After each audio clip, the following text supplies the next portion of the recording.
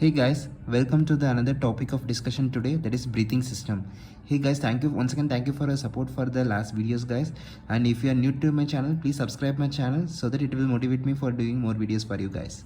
Okay, first I will be discussing the breathing system basics, followed by which I will be broadly describing Mapleson A circuit today, okay, with examples.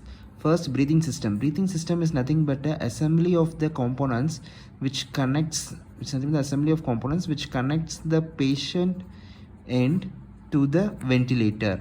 So the components, that means the parts which connects the patient end to the ventilator for effective delivery of your inspired anesthetic gases.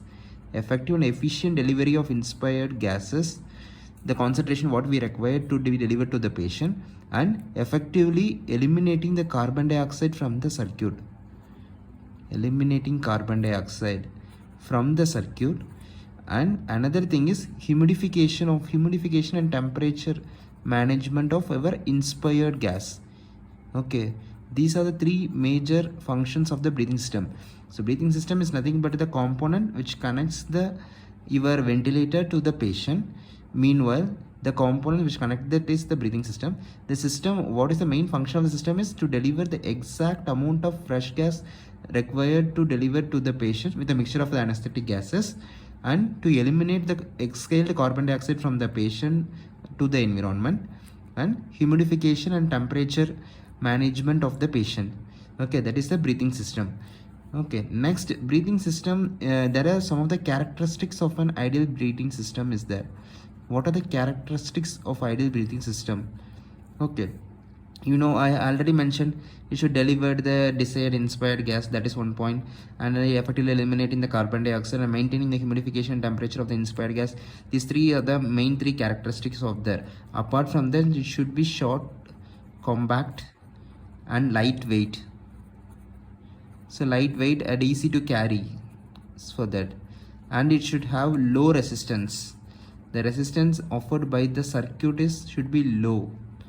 Okay, next, that this components, there are particular valves there. Suppose if the pressure inside the system will increase, means it will cause barotrauma. So ideal breathing system should not cause barotrauma. It reduce the incidences of your barotrauma, and it should effectively avoid your global warming. That means it should wastage of the gases, waste gases. Effective scavenging system should be present. Effective scavenging system should be present, and the ideal breathing system should be able to perform efficiently even with low fresh gas flow. That is most important. Low fresh gas flow, it should be able to perform well. Okay, efficiently.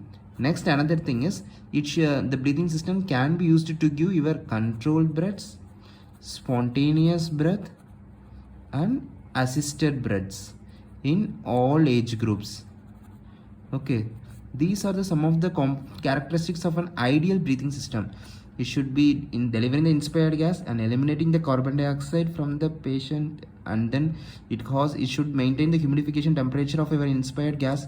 It should be lightweight, and it should have low resistance, and the barotrauma incidence has to be very less with that breathing system, and the effective scavenging should be done from the wastage gases, and it should function efficiently at the low fresh gas flow, and it should be used with controlled, spontaneous, and assisted modes in all age groups. Okay, this is the ideal characteristics. Next we will be seeing the components. What are the components of the breathing system? There are 5 main components of the breathing system. Breathing system components. Okay, breathing system component.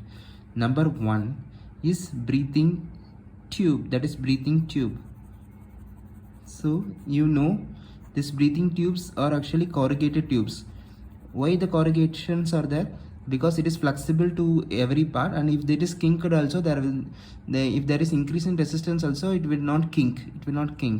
Okay, so the corrugations are majorly maintained because of that. And Mapleson A, the breathing tube's length is approximately 110 centimeter in Mapleson A. Okay, then what are the end? This is just consider this is the patient end, and this is the ventilator end. That means ventilator means, and I connected to the machine part, I connected to the circuit end.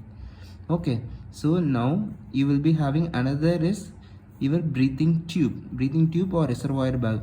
What is the function of the reservoir bag? The reservoir bag has to hold the fresh gas. When the fresh gas flow comes inside the breathing tube, it will go first and fill the reservoir bag and then go to the breathing tube to the patient end. Okay, so the reservoir bag act as a reservoir of the inspired gases for the next expiration. And another thing is, it can, during your controlled ventilation, you can assist the patient with the help of the reservoir bag. And another important third function is, whenever the pressure, suppose if there is some block in the tube or something and pressure inside the breathing system will develops, the increased pressure is mostly transmitted to the your reservoir bag, so that initially the reservoir bag will try to expand more.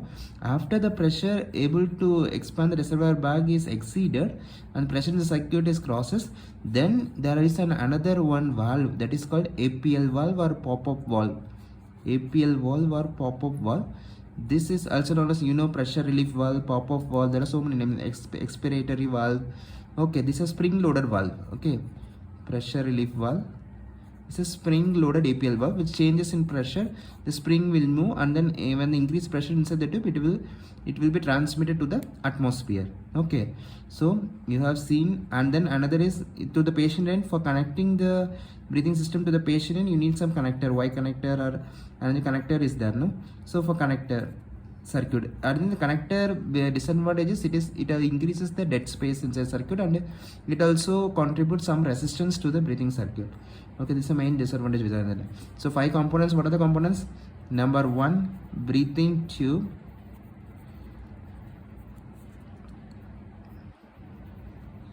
Okay, and corrugated breathing tube.